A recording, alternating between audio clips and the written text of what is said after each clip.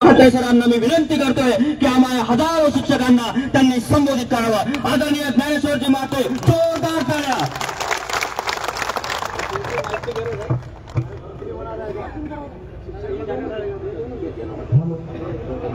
चांगला आवाज कुठला येतो? हॅलो हॅलो हॅलो हॅलो नाही घ्यायला पाहिजे द्या बाबा तो पण द्या।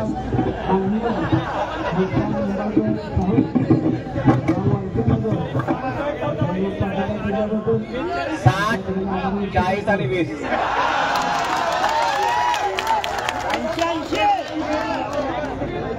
नाही आता होणार नाही। हे सगळे एकजूट झाली ना म्हणजे आता 100% होणार, चिंता करण्याचं कारण नाही। सर्वप्रथम सर्वांना नमस्कार। मित्रांनो, अनुदान मिळवण्यासाठी आपण सातत्याने या ठिकाणी आझाद मैदान लढा देत आहात। या आझाद मैदान मधला एक सर्वसामान्य शिक्षक आज तुमच्या समोर शिक्षक आमदार म्हणून आलेला आहे। याच आझाद मैदानाने ज्ञानेश्वर म्हात्रेला घडवलं, राज्यामध्ये प्रसिद्ध केलं आणि म्हणून हा ज्ञानेश्वर म्हात्रे आज तुमच्या समोर उभा आहे। आणि ज्या दिवशी मी आमदार झालो त्याच वेळेला जी आमदार लोक शपथ घेतात की नाही, ती शपथ सुद्धा मी घेतली आहे। आणि ती शपथ घेताना मी ठरवलंय की माझ्या आमदारकीचा फायदा फक्त शिक्षक, शिक्षण, विद्यार्थी आणि शाळेसाठीच होईल। त्याच्या पलीकडे ज्ञानेश्वर म्हात्रेला काय घेणं देणं नाही। हाच विचार करून आजपर्यंत मी काम करत आलो आहे। 1 जानेवारी 2024 पासून आपल्या शिक्षक बांधवांना अनुदान मिळावं एवढं ठरलं सुद्धा होतं मित्रांनो। आता काय अडचण आली मी तुम्हाला सांगण्याची गरज नाही। एवढं करून लोकसभेची आचारसंहिता लागली। GR आज निघतोय, उद्या निघतोय, त्या ताशीवर माझ्या डोळ्यात अश्रू आले की ज्या कामासाठी आपण या ठिकाणी भांडतोय, लढतोय, तडफडतोय, तो आज विषय या ठिकाणी झाला नाही। खूप वाईट वाटलं, पण तिथूनच हिंमत न हारता बाहेर पडलो की हे अधिवेशन संपण्यापूर्वी काहीतरी चमत्कार करून दाखवणार म्हणजे दाखवणार। ही शपथ तिथेच घेतली आणि सगळे प्रकार, सगळे उपाययोजना योजल्या, तुमच्यासाठी पायरीवरती आंदोलन केलं। डावरे सर इथे साक्षीदार नाही, आता इथे नाही, पण येत आहेत सगळे। KP पाटील येतात, नेहा गवळी मॅडम येतात। त्यांना सांगितलं बॅनर बनवून घेऊन या, जबाबदारी माझी। सत्तेत जरी आमदार असलो तरी तुमच्यासाठी मी या पायरीवर आज उभा राहणार आहे। आणि मी एकटा नाही, सर्वांना घेऊन उभा राहणार आहे। मी सगळ्या मंत्री महोदयांना सांगितलं, चव्हाण साहेबांना, उदय सामंत साहेबांना, सगळ्यांना सांगितलं, साहेब माझ्या शिक्षकांचा प्रश्न मिटत नाही। ते दोन्ही प्रश्न, एक तुमचा अनुदानाचा आणि दुसरा पेन्शनचा, दोन्ही विषयासाठी आणि 4-5 विषय होते। शेवटचा वर्ग असेल, आपल्या गोष्टी शाळा असतील, जे काय राहिलं सगळ्यांसाठी आणि मी आंदोलन त्या पायऱ्यावर उभं राहून केलं। एवढंच नाही, येणाऱ्या माणसाला प्रसाद लाड साहेब सुद्धा आले, त्यांना सुद्धा सामील करून घेतलं। या साहेब, आम्हाला तुम्ही काय करा, त्या ठिकाणी शिंदे या ठिकाणी आले, या। ते सुद्धा सातत्याने आमच्या सोबत त्या ठिकाणी होते। ते आंदोलन करून पण काय दखल घेतली जात नाही असं कुठेतरी दिसायला लागलं। मग काय करावं? शेवटी उदयजी सामंत साहेबांना सभागृहात सांगितलं, साहेब आपण शब्द दिलाय,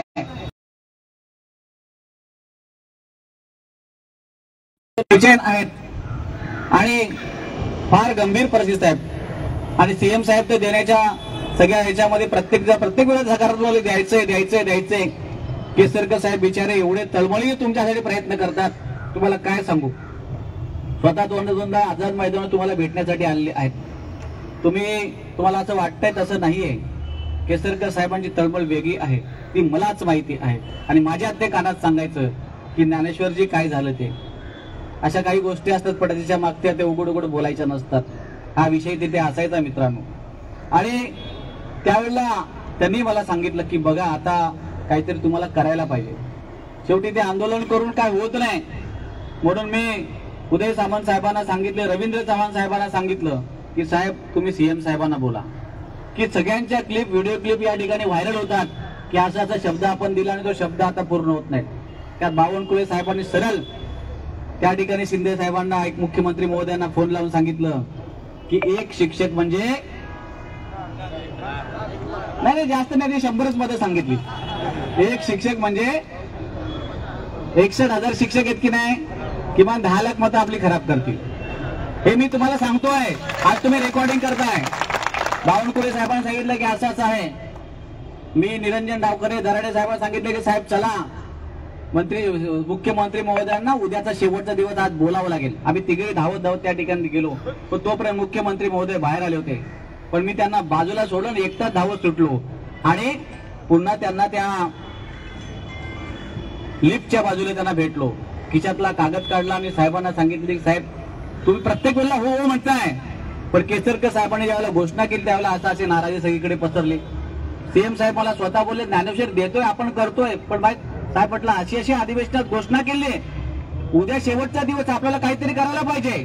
तो कागद साहेबांनी स्वतःजवळ ठेवला आणि त्याच दिवशी संध्याकाळच्या मंत्रिमंडळाच्या बैठकीमध्ये आपला विषय निघाला की या शिक्षकांना आपल्याला अनुदान द्यायचंय. मग कसं द्यायचं त्याची घोषणा उद्या तुम्ही करा. मग मी सगळ्या या लोकांना जगदाळे सर, जामनिक सर सगळ्यांना बोललो की मी त्यांना आता म्हटलं आता बघा 1 जानेवारी 2024 पासून देण्याची त्यांची कुठे मला हे दिसत नाहीत, पण मधला मार्ग काहीतरी काढण्याची मी विनंती त्यांना करू का? बोललो की नाही सर? त्यांनी सांगितलं सर बिनधास्त करा, शिक्षकांना समजवण्याचं काम आपण करू. आणि त्यांना हात जोडून विनंती केली की मधला मार्ग साहेब काहीतरी काढा. मला माहिती आहे बजेट होऊन गेलं, सगळं होऊन गेलं, आता काय होणार नाहीत, पण तुम्ही या शिक्षकांसाठी काहीतरी करा. या शिक्षकांचे तारणहार आहात, आपल्यावर प्रचंड विश्वास आहे. डीसीएम साहेबांना संध्याकाळचे 5 वाजले, सभागृहामध्ये काही घोषणा होत नाही, त्यांनाही सांगितलं.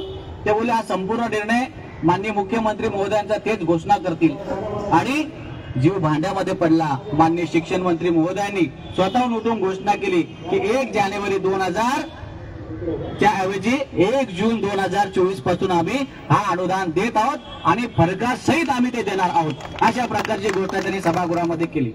आता केल्यानंतर आपल्या मनामध्ये शंका की आता पैसा नाही काय नाही कसं करणार. मग त्यांनी त्याच वेळेला सांगितलं की आम्ही असा तसा GR काढणार नाही, पूर्ण मंत्रिमंडळाच्या बैठकीमध्ये आम्ही जाऊ, मंत्रिमंडळाच्या बैठकीमध्ये हा निर्णय घेऊ, अर्थ खात्याकडनं रीतसर जी काय त्यांची तरतूद असेल, जे काय क्युरेज असेल त्या पूर्ण करू आणि अर्थ खात्याकडनं मंजूर करून तो GR करू. पण कोणाचा बाप सुद्धा डिसेंबर मध्ये जर कोणाची आमची सत्ता आली नाही आली तर या शिक्षकांचा टप्पा रोखू शकणार नाही, त्यांना फरकासहित देऊ. अशा प्रकारची चर्चा त्या ठिकाणी झाली आणि तसंच काम त्यांनी त्या ठिकाणी केलं. तेव्हापासून आजपर्यंत अर्थ खात्याने 3-4 वेळा त्रुटी काढल्या. आम्ही सातत्याने जायचो, सातत्याने त्या ठिकाणी अधिकाऱ्यांना भेटायचो. समीर सावंत साहेबांचं किती वेळ डोकं खाल्लं असेल तुम्हाला काय माहिती. वारंवार त्यांच्याकडे जा, जिथे भेटेल मुख्यमंत्री इथे भेटतील, शिक्षण मंत्री इथे भेटतील, उपमुख्यमंत्री इथे भेटतील, तिथे तिथे फक्त तुमच्या टप्पा वाटचाच विषय असायचा. मी सगळ्यांना सांगतो पहिलं अनुदान नंतर पेन्शन, आणि तुमचाच विषय 1 नंबरला मित्रांनो ठेवला आहे. अनुदानाच्या संदर्भातले जेवढे विषय आहेत, मध्ये शेवटच्या वर्गाची पटसंख्या असतील, अघोषित शाळा असतील, सातत्याने ते आम्ही मांडत आजपर्यंत गेलो आहोत. काल सुद्धा तुम्हाला सांगतो या 10-12 दिवसात माझी तब्येत बिघडली, थोडासा प्रॉब्लेम निर्माण झाला, मी थोडासा मंत्रालयामध्ये आलो नाही. पण काल मला समजलं की सीएम साहेब ऐरोलीला एका कार्यक्रमामध्ये येतात. मी त्या ठिकाणी स्वतः गेलो आणि तुम्ही काल फोटो पाहिले असतील. त्या स्टेजवर कार्यक्रम सुरू होण्याच्या अगोदर माननीय देवेंद्र फडणवीस साहेबांशी भेटलो. त्यांना सांगितलं की असं असं आहे, मला समजलंय की अजितदादांची सही फाईलवर झालेली नाही. साहेब कुठल्या परिस्थितीमध्ये उद्या हा विषय आपण आणावा. थोड्या वेळामध्ये मुख्यमंत्री आले. मुख्यमंत्र्यांना सुद्धा कार्यक्रम चालू असताना मी भेटलो आणि चिठ्ठी सुद्धा दिली. मुख्यमंत्री त्या याच्यामध्ये चिठ्ठी वाचतात, तुम्ही बघितलं असेल, फोटो पाहिले असतील. त्यांनी सांगितलं की ज्ञानेश्वर मी हा विषय ऑलरेडी सांगितलाय घ्यायला, मी उद्या याच्यावर कुठल्याही प्रकारचा निर्णय करतो. म्हटलं साहेब अजितदादांची सही झालेली नाही असं समजलेलं आहे, कृपया आपण उद्या काळजी घ्यावी, दक्षता घ्यावी. स्वतः शिक्षण मंत्री आज 8 वाजता अजितदादांकडे गेलो होतो असं समजलं, पण ती फाईल त्या ठिकाणी काय सापडली नाही. आता काय झालं त्या फाईलचं मला काय कळत नाही. मग काय करावं. 11-12 वाजता आम्ही ज्यावेळेला पोहोचलो तेव्हापासून मी असतील, किशोरी दराडे साहेब असतील, सरनाईक साहेब असतील, श्रीकांत देशपांडे असतील, त्रिगुणाताई असतील, आपले शिंदे साहेब आहेत ऍडव्होकेट, आम्ही सर्वजण त्या ठिकाणी ठाण मांडून बसलो की कुठल्याही परिस्थितीमध्ये शेवटच्या क्षणाला आहे त्या वेळेला सुद्धा आपला विषय यायला पाहिजे. तोपर्यंत देवेंद्र फडणवीस साहेब बाहेर आले होते. त्यांना अडवलं, आम्ही तिथे साक्षीदार आहेत, त्यांना अडवलं आणि सांगितलं की साहेब काल आपण बोललो होतात की आज विषय घ्यायचा. अरे बोलले चालेल, तेच काम चालू आहे. पुन्हा सीएम साहेब परत आले, त्यांनी सांगितलं अरे तेच काम चालू आहे. आणि तिथे जाऊन सीएम साहेबांनी स्वतः अजितदादांना सांगितले की सही का नाही केली फाईलवर.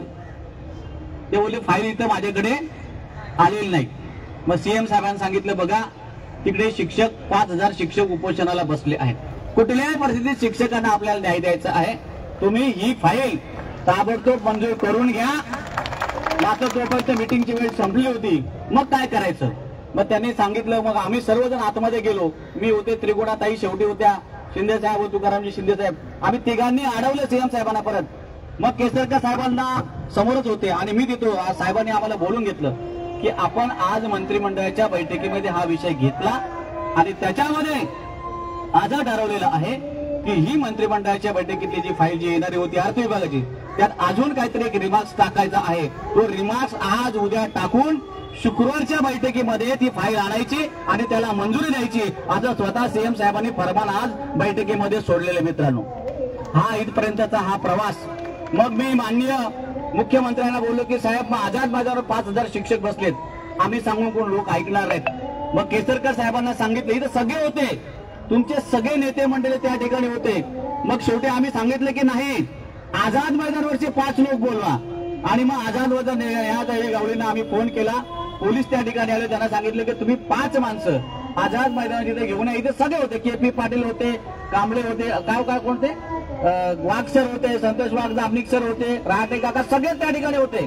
पण इथले 5 लोक तिथे तुम्ही घेऊन या रीतसर प्रोसिजर प्रमाणे. आणि आपल्या लोकांना तिथे येईपर्यंत आम्हा सगळ्यांना सांगून झालं होतं. तिथे नाही म्हटलं तरी 101 कार्यकर्ते, आपले शिक्षक कार्यकर्ते त्या ठिकाणी आझाद मैदानाचे ऑलरेडी आले होते. तरी सुद्धा केसरकर साहेबांना एका कार्यक्रमाला जायचं होतं, तरी 1 तास थांबवलं की आझाद मैदानावरचे शिक्षक आम्हाला येऊ द्या. 1 तास केसरकर साहेब थांबले आणि त्या ठिकाणी बोलून आल्यानंतर त्यांनी स्पष्ट सांगितलं की असं आज झालेलं आहे. मंत्रिमंडळाच्या बैठकीमध्ये विषय निघाला, परंतु आजची फाईल होती, त्या फाईल मधला एक रिमार्क्स बाकी आहे. तो रिमार्क्स टाकून शुक्रवारी याची जी बैठक होणार आहे त्या बैठकीमध्ये तुम्हाला कुठल्याही परिस्थितीमध्ये GR 100% देणार असं त्यांनी सांगितलं. तुम्हाला आंदोलन करण्याची गरज लागणार नाही अशा प्रकारचं स्वतः त्या ठिकाणी सांगितलंय. आणि सीएमने आम्हाला स्वतः, म्हणजे असं व्हायचं की केसरकर साहेब समोर आले नाहीत किंवा सीएम साहेब केसरकर साहेब, तुकारामजी शिंदे, त्रिगुणाताई, आम्ही समोर होतो. आमच्या समोर झालेला मित्रांनो विषय आहे. माझी विनंती आहे की थोडा विश्वास ठेवा. माझी तब्येत जरी बरी असली नसली तरी सुद्धा ज्ञानेश्वर मात्र तुमच्यासाठीच आहे. अनेक निर्णय तुमच्यासाठी करून घ्यायचा आहे. मी तर असंच नाही की जोपर्यंत 100% सगळ्यांचं होत नाही, सगळ्यांचं म्हणजे आपली 20%वर जो आज आहे की नाही याचंही 100% भविष्यात होत नाही, तोपर्यंत ज्ञानेश्वर मात्र गप्प बसणार नाही. हा शब्द आहे माझा, तुम्हाला सांगतो. कारण माझी आमदारकी मला का नुसती रूपू भोगायची नाहीये, मला तुमच्यासाठी काम करायचं. या कामासाठी मी आमदार बनलोय. या राज्यातल्या प्रत्येक शिक्षकाला मला न्याय द्यायचा. आता होतंय का राज्यातले सगळे शिक्षक फोन करतात, कधी कधी रागा शिक्षक बोलत असतात, कधी रेकॉर्डिंग करून टाकत असतात. मी 1-2 लोकांचे फोन ब्लॅकमेल टाकले. मी तुम्हाला इथं सांगतो अगोदर लगेच ब्लॅकलिस्टवर टाकले. संध्याकाळी 8 नंतर फोन करतात. आता लोक नमस्कार पण करत नाही. आता तुम्ही समजून की 8 नंतर फोन करणारे लोक कसे असतात. 8च्या नंतर फोन करणार, साहेब आमचं काय झालं. मग विचारतात नक्की काय, कोणता विषय, गप्पावाढ आहे, पेन्शन आहे, शेवटच्या वर्गाची पण संख्या घ्यावं गोष्टी. आता असं कुठंतरी होतं मित्रांनो. तुमच्यासाठी लाईट गेली होती. आता माझा आवाज येतो ना,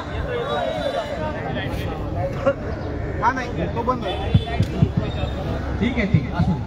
पण मित्रांनो लक्षात ठेवा, आज ज्ञानेश्वर कधी न हार मानणारा तुमच्यासाठी सांगतो. यासाठी तुमचे जेवढे आता खंडेराव जगदाळे सरांचा सुद्धा फोन होता. अनेक दिवसापासून खंडेराव जगदाळे सर त्या ठिकाणी उपोषणाला बसले होते. मी त्यांना विनंती केली, हातपाय जोडले, सर स्वतःच्या जीवावर तुम्ही हे करू नका, काम होणार आहे. थोड्याशा अडचणी आल्या, कशा अडचणी आल्या आता तुम्हाला इथं मला काय सांगण्याची काही गरज नाही. पण शुक्रवारचा दिवस हा शेवटचा दिवस असेल लक्षात ठेवा. पण त्या दिवशी मी नसणार.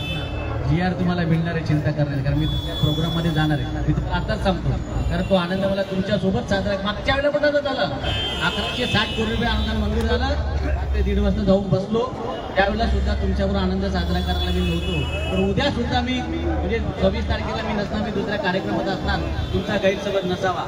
कारण हा निर्णय तुम्हाला 100% येत्या कॅबिनेटमध्ये शुक्रवारी मिळणार म्हणजे मिळणार चिंता करण्याचं कारण नाही. कारण तसं आम्ही सांगितलंय की याची तीव्रता फार मोठ्या प्रमाणात होईल. आता आपण इथे किती आहात मला माहित नाही, पण आम्ही सांगितलं 5000 लोक आहेत. हे सांगितले ठीक आहे, जे असतील ते पण आम्ही सांगताना तरच सांगितलं की 5000 लोक आहेत आणि आज ऐकणार नाही. मी तर सांगितलं मला मारतील. देवेंद्र फडणवीस साहेबांना काय सांगितलं तुकारामजी, म्हटलं मला मारतील आज शिक्षक. आज मी आझाद मैदानाला गेला तर म्हटलं शिक्षक 100% मला मारतील. अरे ते बोलले असं नसतं ज्ञानेश्वर. DCM साहेब बोलले शिक्षक रोजच आंदोलन करतात. म्हटलं साहेब पण न्याय द्या. आता शिक्षक आझाद मैदानावर बसलाय, मुलाबलांसह या ठिकाणी आंदोलनाला येतोय, त्याला आपण न्याय द्या अशा प्रकारची विनंती त्या ठिकाणी आपण मित्रांनो केलेली आहे. आणि हे जे सांगितलं आहे हे सगळं खरं आहे, सत्य आहे. हे ऐकणारे 50 लोक होते की नाही त्या ठिकाणी? 50 लोक होते ना. हातवार करा जरा, कोण होते हातवार करा. याच्या पलीकडे दुसरा विषय काय झालाय का? एकही वेगळा विषय मी तुम्हाला सांगितलेला नाही. फक्त आता आपल्याला काय करावं लागेल, थोडा संयम बाळगावा लागणार. आणि तो संयम बाळगा. या शुक्रवारपर्यंत ज्ञानेश्वर मात्र झोपणार हे मी तुम्हाला शब्द या ठिकाणी देतो. काही असो, मला आज पण थोडंसं फिलिंग होत होतं की जावं का नाही जावं तब्येतीमुळे, पण म्हटलं जाऊ दे, आता सगळं बाजूला ठेवूया, गेलंच पाहिजे. कारण त्याशिवाय पर्याय नाही. आज सुद्धा तुमचा विषय समोर येणारच नव्हता. तुकारामजी मुंडे बरोबर आहे की नाही? आता आम्ही तिघं ते काही आमदारांना पटकन CM गेल्या समजलं ते गेले, पण आम्ही तिघांनी तग धरला. सगळं खाली झालं तरी आम्ही तिघं ऐकू आणि म्हटलं चला CM साहेब आतमध्ये आहेत, केसरकर साहेब, दोघांना समोर घेऊ. दोघांना समोर घेतल्याशिवाय विषय समजणार नाही आणि दोघांना समोर घेऊन विषय आज या ठिकाणी पूर्णपणे क्लिअर केला आहे. आणि त्यामध्ये 4ही विषय घेतलेत. एक तुमचा टप्पा अनुदान, दुसरा अघोषित शाळा, तिसरा तुमच्या कुठे राहिल्या होत्या की नाही 30 दिवसाच्या तो एक विषय, आणि शेवटच्या वर्गाची पटसंख्या. फक्त शेवटच्या वर्गाच्या पटसंख्येमध्ये 22, 23, 24 यावर थोडासा कन्फ्युजन अजून आहे. ते तुम्हाला प्रयत्न करतो की 23, 24 ही वर्षाची पटसंख्यापासून त्या सर्व शिक्षकांना आणून द्यावं यासाठी आमचा प्रयत्न आहे. एवढंच आहे मित्रांनो, पुरतं एवढंच आहे. पण यापुढे जे काही शिक्षकांसाठी प्रश्न असतील त्यासाठी ज्ञानेश्वर मात्रे शिक्षक आमदार सातत्याने राज्यातल्या सगळ्या शिक्षकांच्या पाठीशी राहील एवढी ग्वाही देतो आणि थांबतो. जय हिंद, जय महाराष्ट्र.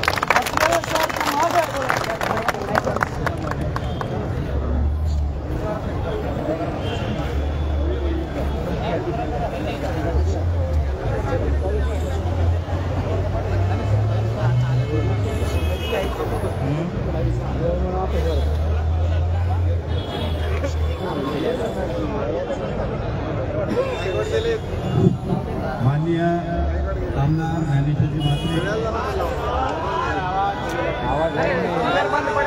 माननीय आमदार ज्ञानेश्वरजी म्हात्रे सर, सकाळपासून आपला जो काही निर्णय आहे, शिक्षक समन्वय संघाने ज्या हेतूने या ठिकाणी आंदोलन सुरू केलं ते आंदोलन यशस्वी व्हावं यासाठी ज्या लोकांनी प्रयत्न केले, आताच नाही आधीपासून, त्यामध्ये ज्ञानेश्वर म्हात्रे साहेब, त्यानंतर तुकारामजी शिंदे साहेब.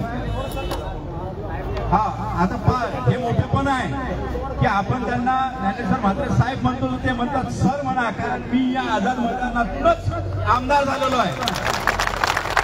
आणि मित्रांनो, आज आपली जी काही कॅबिनेटमध्ये चर्चा झाली, आपल्याला आशा होती की निर्णय होईल.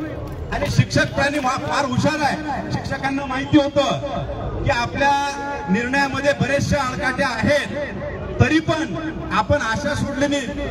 आणि त्या ठिकाणी जे काही प्रयत्न करायचे आहेत माननीय शिक्षण मंत्री आणि माननीय मुख्यमंत्री महोदयांना भेटण्याचे आणि त्या ठिकाणी आपला निर्णय कसा करून घेता येईल यासाठी कॅबिनेट सुरू असताना आता तुमच्या समोर जी काही इत्थंभूत माहिती ज्ञानेश्वर सर म्हात्रे सरांनी दिली, ही इत्थंभूत माहिती खरी आहे. या गोष्टीचे साक्षीदार आम्ही इथं जेवढे काही सगळे समन्वयक आहे, हे सर्व समन्वयक त्या ठिकाणचे साक्षीदार आहे. त्यानंतर माननीय शिक्षण मंत्री महोदय इथं आझाद मैदानावर जरी येऊन गेलेले असले तरी आपण आंदोलन सुरू ठेवलं. माननीय शिक्षण मंत्री महोदयांचे शब्द होते की तुम्ही आंदोलन मागे घ्या, मी तुमचा निर्णय देणार.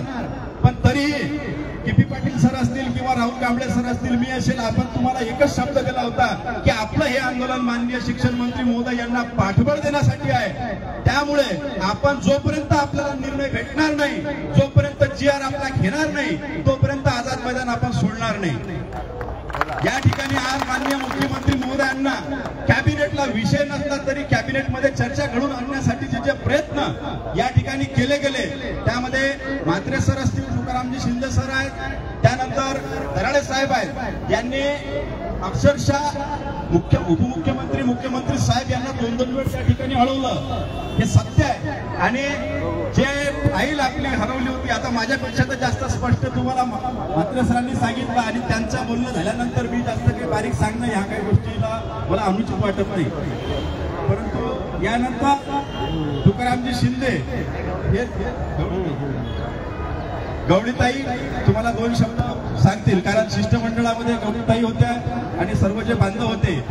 एक गोष्ट लक्षात ठेवा बंधूंनो, मागच्या वेळेस आपल्याला 1160 कोटी रुपये भेटले, त्यावेळेस आपली 2.5 तास जम्बो बैठक माननीय शिक्षण मंत्री महोदयांना घेतली आणि आजही आपला विषय सोडवण्यासाठी माननीय शिक्षण मंत्री महोदय तब्बल 2 तास खुर्चीत बसून होते.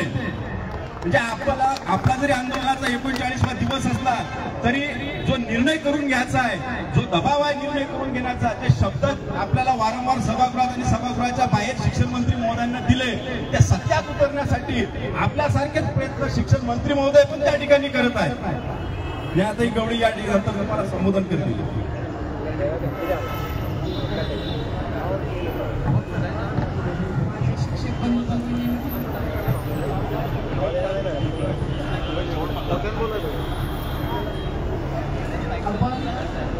सगळ्यांनी निर्णय विषय आज होईल असं सर्वांना वाटलं होतं,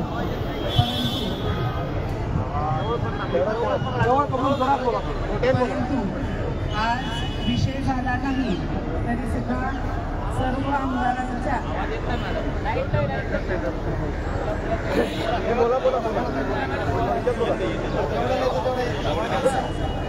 सर्व शिक्षक आमदारांच्या जे आज मंत्रालयात होते, त्यानंतर मॅनेजर मंत्री साहेब, आमचे बंधू, त्यानंतर तुकाराम शिंदे ॲडव्होकेट, जे तुम्हाला ज्ञातच आहे, हे सकाळपासून 8 वाजल्यापासून मंत्रालयात हजर होते. आपले सगळे समन्वयक पण तिथेच होते. शिष्टमंडळ बोलवलंच नसतं आज आणि आपल्या शिष्टमंडळाला 2 मिनिटच दिले, पण इतर 6 शिष्टमंडळाने 1 सेकंद सुद्धा दिला नाही. त्यांना जाताना म्हणजे आणि फक्त मी तर म्हणेन यांच्या सगळ्या दबावामुळं हल्लाचं घेऊनच बसले होते साहेबांना, हलूच दिलं नाही यांनी, त्यामुळं आपल्याला बोलवलं तर आज. म्हणजे आपण त्यामुळं खुश आहे असं बिलकुल नाही म्हणणार नाही, कारण केशवकर साहेबांनीच सांगितलंय, अर्थकार्याला वटणीवर आणण्याचं काम असेल तर तुम्ही मैदानात बसा, मी उठा म्हणणारच नाही तुम्हाला. 3 महिने झाले साहेब, काय नाही तर म्हणे तुम्ही बसा मैदानातली उठा म्हणतोय का, कारण अर्थ तुम्हाला क्रेडिट देऊन पैसे देऊनच आम्ही जागेवर गुंतवणार आहे, त्यामुळे थोडासा वेळ लागत आहे. मला असं म्हणत नाही नाही, रेकॉर्डिंग दादांकडे आणि दादांकडे जर गेलं तर मी घाबरत नाही सर, आणि आज बोलून यावं मला सांगायला तर नक्की मी नाही दादांना, कारण आमचे लाडकीय शिक्षण मंत्री मुख्यमंत्री जर तयार असतील तर ह्यांचा काय अधिकार आहे त्या पैशावर आम्ही त्यांना वटणीवर आणल्याशिवाय सर खरंच सोडणार नाही. मला वाटते